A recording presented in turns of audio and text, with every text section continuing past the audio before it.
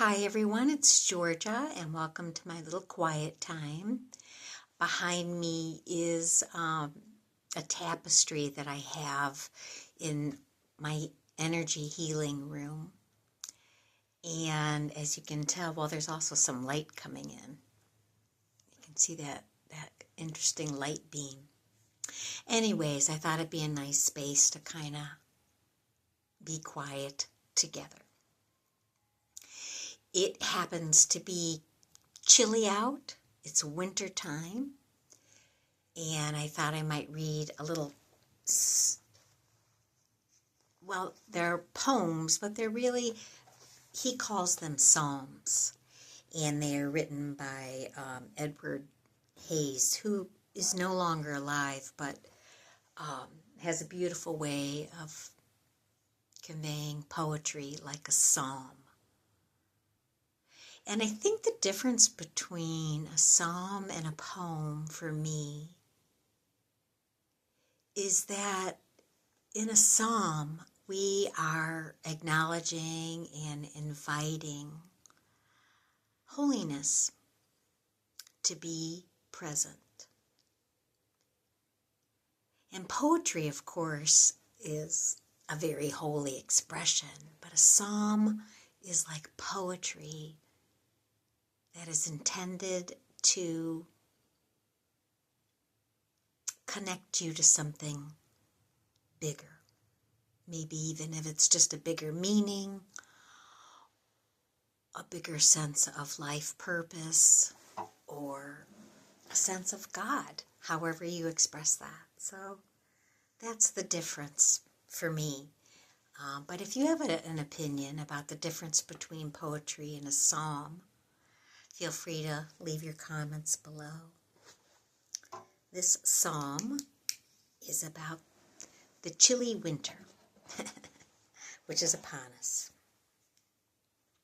It is called, and it's also a metaphor too, a psalm of icy awareness. The earth around my home is now locked in a winter wrap of bone-chilling snow and ice.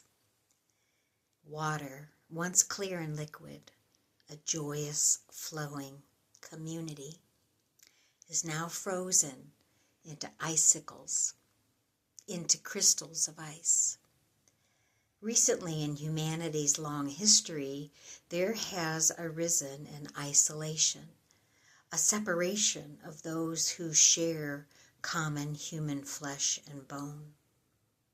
While once upon a time we gathered joyfully in families, tribes, and clans, we now so often live divorced from earth and from each other, with loneliness as our only company.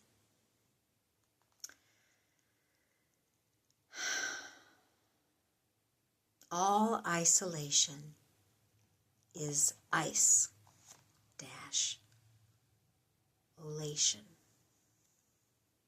Frigid to human flesh, cold and lifeless to the touch, untrue to our most basic unity, community.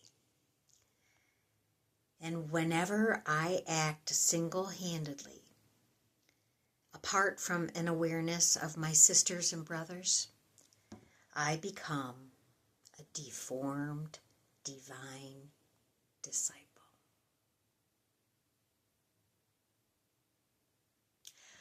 And tribeless, O God, how can I tread the path to which you have designed as a companion course? Ah, the wisdom, so divine. In your Genesis words, spoken to perfectly made, fully automated Adam, it is not good for one to be alone.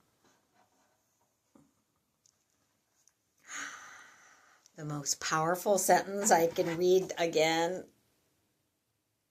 And whenever I act single-handedly, Apart from an awareness of my sisters and brothers, I become a deformed, divine disciple.